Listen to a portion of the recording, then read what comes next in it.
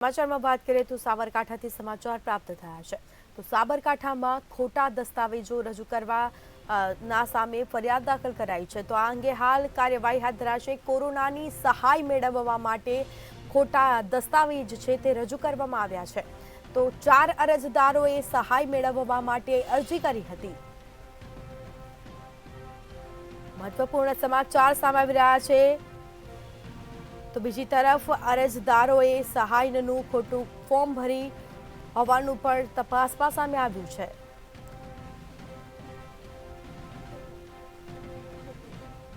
તો ઘરના સભ્ય કોરોનાની બીમારીથી મરણ ગયેલા હોવાનું પણ જણાવ્યું હતું।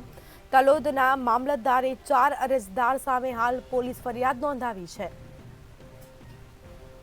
તો આ અંગે હાલ તપાસનો દોર છે તે શરૂ કરવામાં આવ્યો છે। સાબરકાંઠામાં ખોટા દસ્તાવેજ રજૂ કરનાર સામે ફરિયાદ દાખલ કરાઈ છે। કોરોનાની સહાય મેળવવા માટે ખોટા દસ્તાવેજ છે તે રજૂ કરવામાં આવ્યા છે।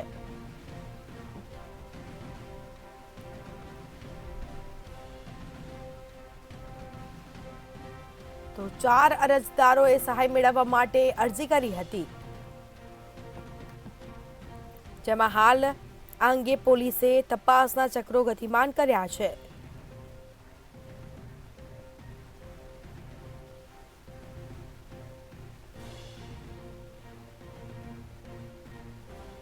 તો આ અંગે હાલ કાર્યવાહી હાથ ધરાઈ છે। ઘરના 4 સભ્ય કોરોનાથી બીમારથી મરણ ગયેલા હોવાનું પણ જણાવ્યું હતું જેમાં તલોદના મામલતદારે 4 અરજદારો સામે પોલીસ ફરિયાદ દાખલ કરાઈ છે।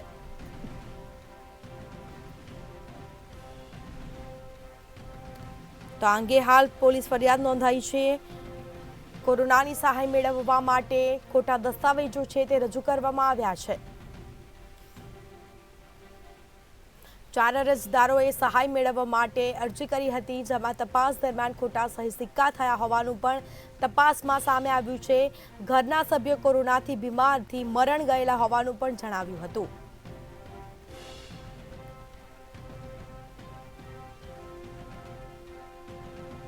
તો આ અંગે હાલ કાર્યવાહી હાથ ધરાઈ છે।